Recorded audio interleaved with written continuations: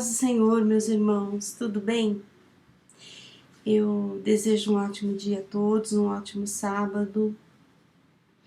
Eu gostaria de agradecer, porque muitos estão olhando, assistindo o vídeo. Isso é muito gostoso, é muito bacana. E às vezes um ou outro faz um comentário. Então é muito gratificante para mim. Eu realmente estou gostando disso que eu estou fazendo, embora às vezes o tempo seja bem curtinho, mas eu penso que eu posso estar contribuindo com você para sua aula e eu gostaria que você se manifestasse. Deixa ali seu comentário, faça uma pergunta, enfim, que a gente possa interagir, eu e você, você e eu, tá bom? E sobre a aula de amanhã, que vai falar sobre o dilúvio, eu gostaria de estar dando algumas sugestões sobre o que eu trabalharia em sala de aula. Amanhã será a aula da professora Neia. Graças a Deus, nós temos aprendido muito sobre esse livro, o livro de Gênesis, e tanto ela quanto eu estamos felizes. Eu acredito, porque eu conversei a respeito disso com ela, por estar aprendendo tanta coisa nova no livro de Gênesis. Mais uma vez, então, fica bem claro a verdade de que a palavra de Deus se renova a cada manhã. Na semana passada eu falei sobre, em sala de aula, eu destaquei alguns pontos. Falei sobre a graça, falei sobre a misericórdia de Deus, falei sobre que Noé foi escolhido por Deus para fazer algo novo, para começar de novo. E essa escolha que Deus fez de Noé, ela estava embasada no comportamento, claro, de Noé, comparando ele com os seus contemporâneos que estavam corrompidos. Mas Noé, ele encontrou graça aos olhos do Senhor. Ou seja, um favor imerecido. Então, eu trabalhei essa questão da palavra graça, o que significa, e enfatizei a questão da salvação do ser humano é sempre pela graça de Deus e não pelas obras. Eu também disse aula passada que cada um de nós, se estivermos espiritualmente equipados, podemos ser usados por Deus para um novo começo. De repente é você, Deus vai usar você para começar algo novo, um projeto novo. Mas nós precisamos, você e eu, a gente precisa estar espiritualmente preparado, equipado. Então, olha só, a escola dominical é uma boa oportunidade para a gente aperfeiçoar o conhecimento, nessa troca de experiência, pense nisso. Eu falei também em sala que o julgamento de Deus pelo pecado é inevitável. E que a justiça de Deus, ela nunca tem a intenção de destruir, ela sempre quer salvar, ela quer resgatar o ser humano. Deus não tem prazer em destruir, não tem prazer na morte dos ímpios, não. Ele quer salvar. E eu falei também sobre a fidelidade de Deus. Que a fidelidade de Deus, ela é inalterável para aqueles que confiam nele e obedecem a sua palavra.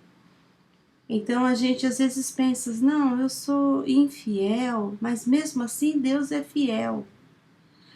Mas nós precisamos entender que ele é fiel a ele, aos propósitos dele. E não que ele, vamos dizer assim, ele endosse o meu pecado. Não, eu preciso obedecer a sua palavra. O pecado sempre vai ser julgado, sempre passará pelo julgamento e juízo de Deus, que é sobre o tema da próxima aula. Porque o dilúvio vai falar sobre o juízo de Deus. Na verdade, são dois temas aí, é a salvação e o juízo.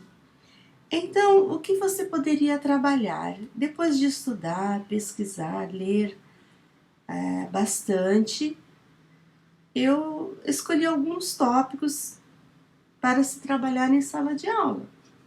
Se você achar interessante e ainda der tempo, você pode acrescentar aí a aula que você já preparou.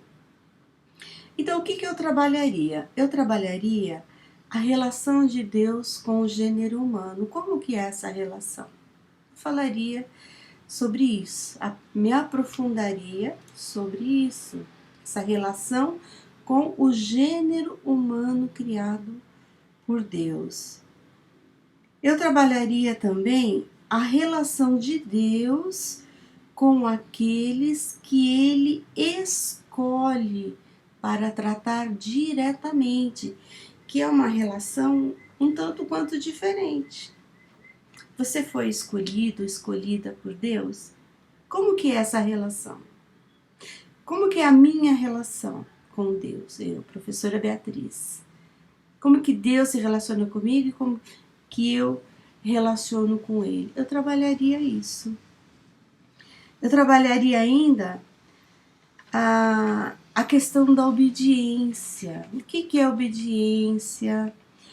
O que significa obedecer? Quais são as consequências da obediência? E você pode estar fazendo um contraponto aí. A obediência e a desobediência. E vai do tempo de aula, daquilo que você entende que seja legal, que seja importante para a sua turma. Você pode falar também, isso eu achei bastante interessante, para mim tudo é interessante, sobre a simbologia que envolve toda a arca, o que significa a arca, o que ela representa, a pessoa de Cristo, o que representa a única porta da arca, que é Cristo. São questões que você pode estar trabalhando. Outro tópico é a palavra pacto. Deus vai fazer um pacto, como é, um concerto. Então, o que é pacto? É a primeira vez que a palavra pacto aparece no livro de Gênesis, no Antigo Testamento.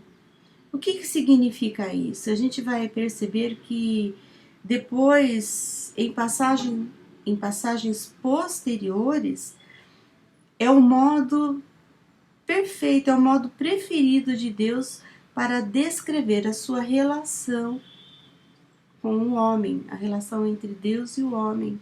A gente vai percebendo isso ao longo dos estudos das escrituras sagradas. Então, olha só, de repente seja um ponto que você possa trabalhar também.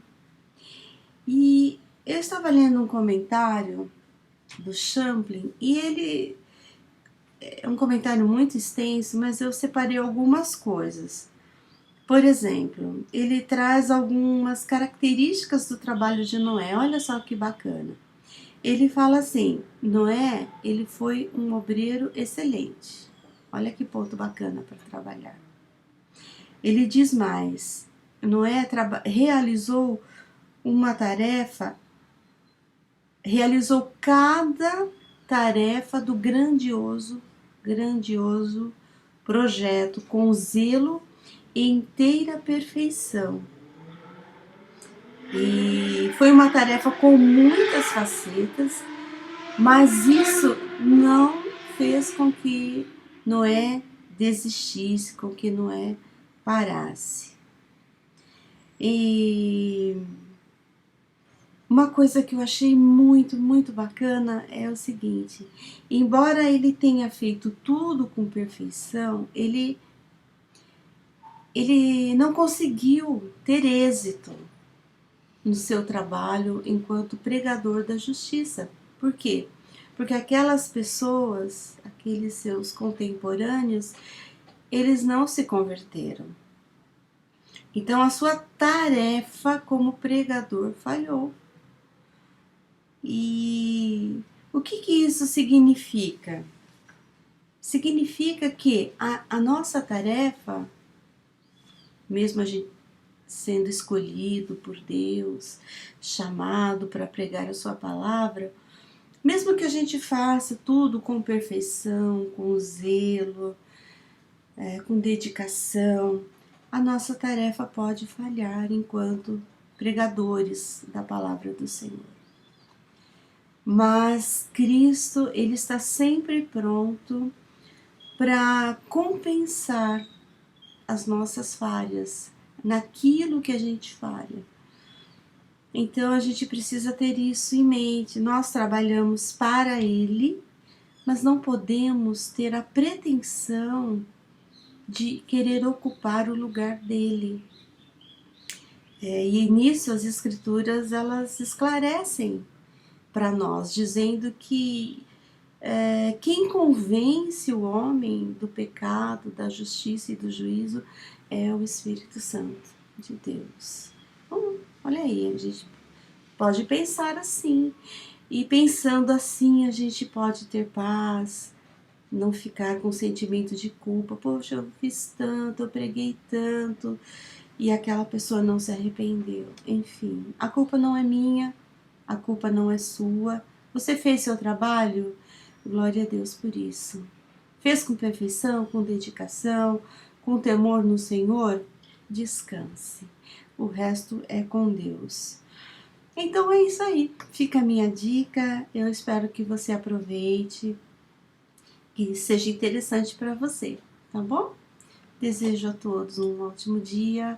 Espero todos amanhã na Escola Bíblica Dominical para a gente discutir todos esses pontos, ou então os pontos que você preparou, professor, professora, que não está dentro disso aqui que eu coloquei. É só uma sugestão.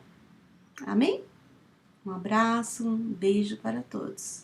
Deus abençoe ricamente e até mais.